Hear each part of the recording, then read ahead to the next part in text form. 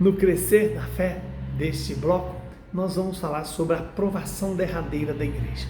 Eu espero que você acolha isso aqui, não movido pelo medo, pelo pavor, não, é movido pela esperança, a esperança em Deus, a esperança na misericórdia do Senhor.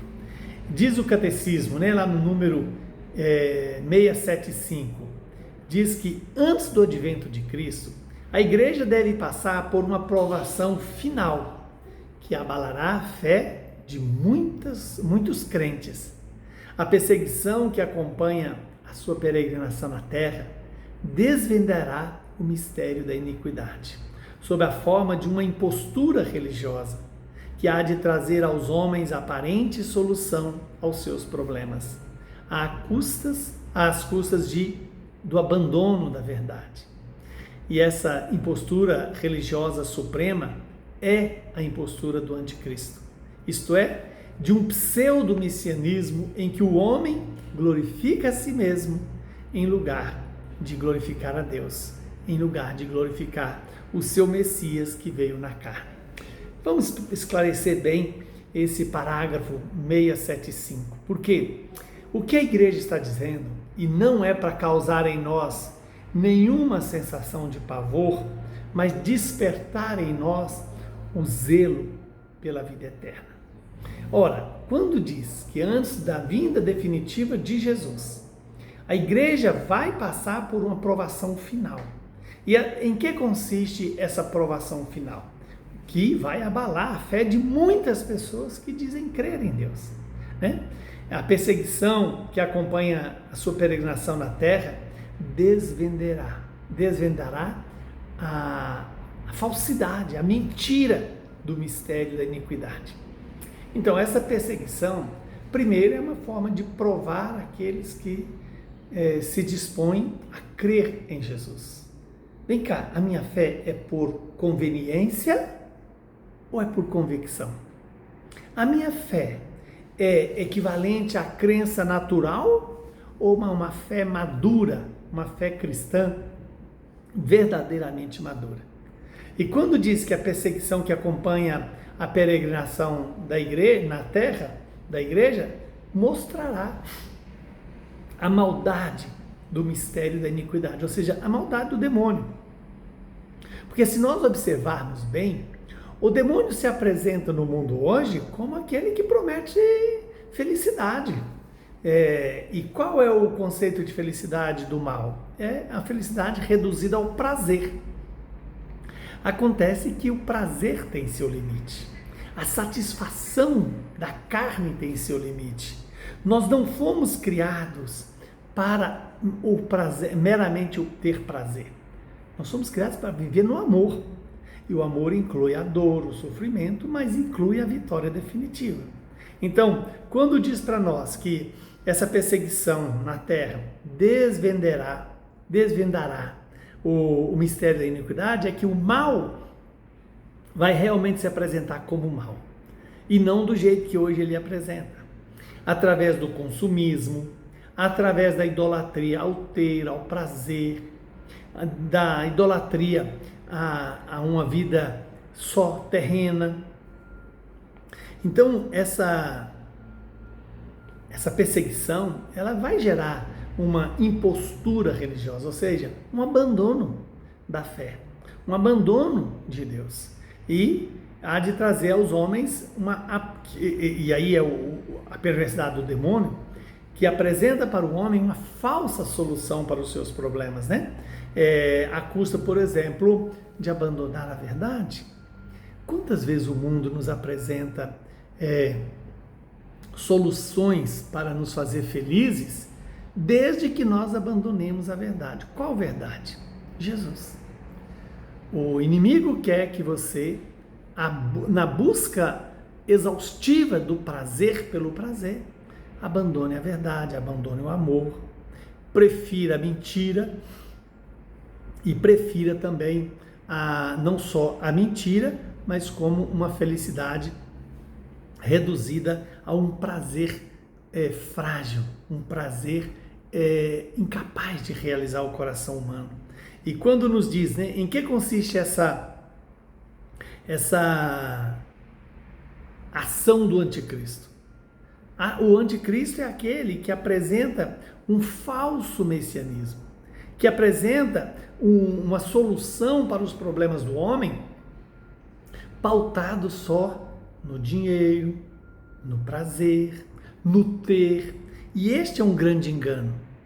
Isso não é capaz de satisfazer o homem. Por mais que o homem tenha dinheiro, por mais que o homem tenha bens, isso não preenche o coração humano. E o anticristo, ele apresenta para nós um ideário mentiroso, um ideário de felicidade, um ideário de sociedade, um ideário de família errado. Família não é qualquer coisa. A família é aquela que Deus constituiu, homem e mulher. Isso é a família, não querida pelos homens.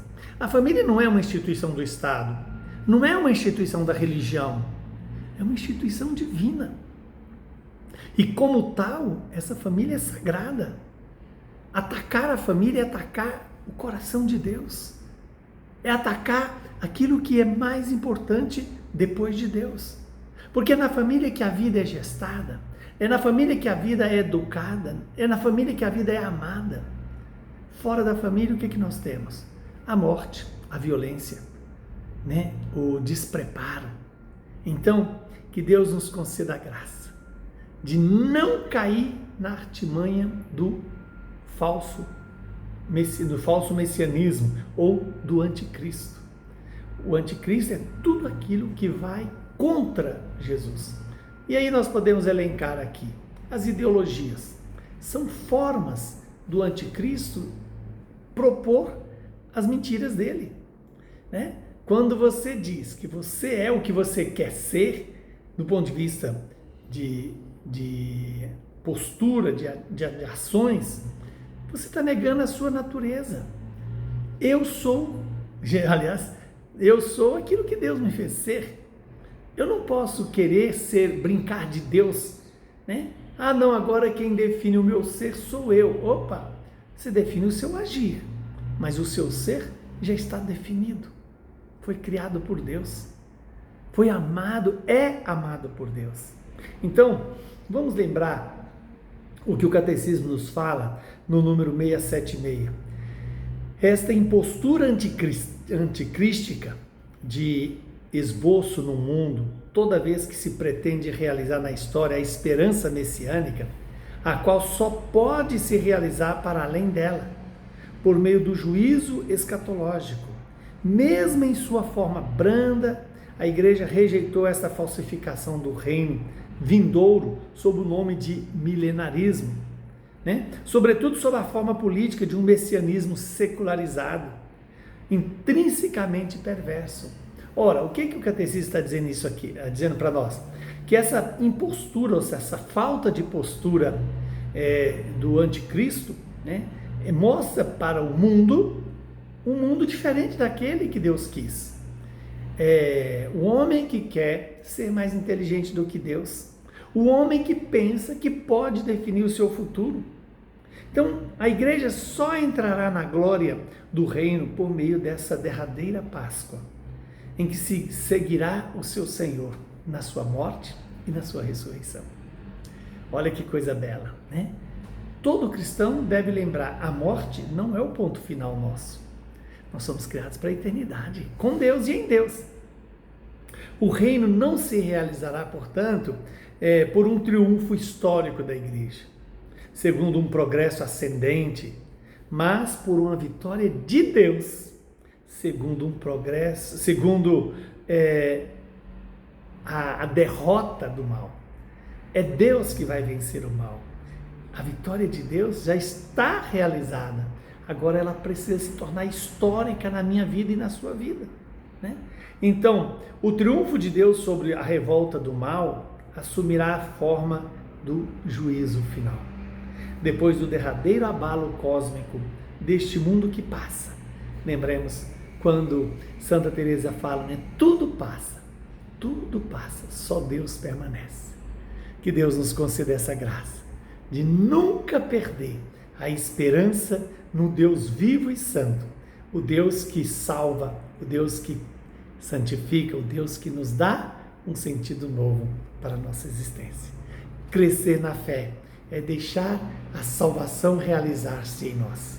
É deixar a vontade de Deus se cumprir em nós.